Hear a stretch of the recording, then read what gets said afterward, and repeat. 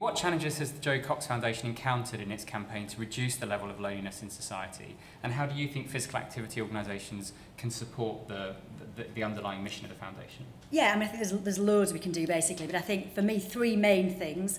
One is if you are already in the industry providing some sort of physical activity provision, don't assume that the people who are involved with that are not lonely because they're there, because that's not necessarily true.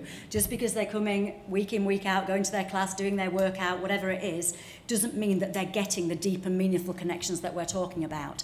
So, just because, Fred checks in at 9 o'clock every morning and does his half hour of weights or whatever and then leaves, he could be extremely lonely. So I would, and the contact that he has in your facility could be the most meaningful contact that he has all week or all month. So make sure that every single contact that you have with the people who come to your facility is meaningful and is important. And don't be afraid to ask questions about their life and how things are going with them. So I think look at your existing membership base and stuff like maybe doing gym buddy systems. So you've got someone who comes in on their own every single week, you've got someone who comes on someone else who comes in on their own every single week. Maybe get them together, get them to do something together.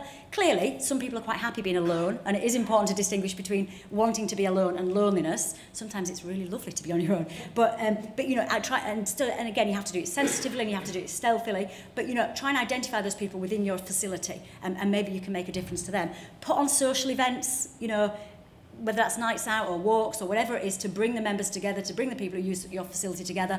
When I used to teach classes, everybody literally all year would talk about the Christmas night out. And that happened sort of, like I say, from January to saying what a great night out it had been to the following November when we started planning the next one. So that social interaction for those people was as important about as losing half a stone or doing whatever else they wanted to do. So use those social events as well. Second thing is, I think, to look within the area where your organisation is, who out there is already doing stuff on loneliness. Because one thing I've realised with the situation I found myself in, there's some amazing stuff already going on. We do not need to reinvent the wheel often, but what we do need to do is join up the thinking. So you might have an organisation like Age UK or like Action for Children who are doing stuff to target vulnerable people who might be socially isolated, and they might not have even thought about using physical activity as a way of bringing their people together. So it might be that you sit down and have meetings with other people in your area who are tackling loneliness, and it's a win-win because you help the people who are feeling lonely and you bring something into your business as well. And that might be doing an initial free session, but who knows how many members you might get after that.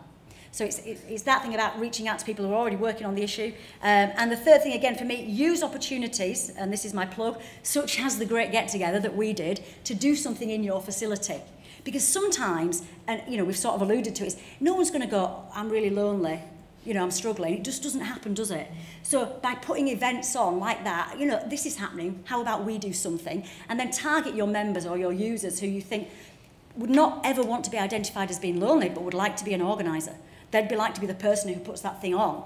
And then you're doing it, again, very stealthily. So I think three things. Look at your existing membership and your existing users. Don't make assumptions that they might not be suffering in this way. Second thing is reach out to organisations around you who are working on this area and look how you can work in partnership. And third thing is organise events, whether it's a great get-together next June or whether it's something within your community to bring people together very naturally.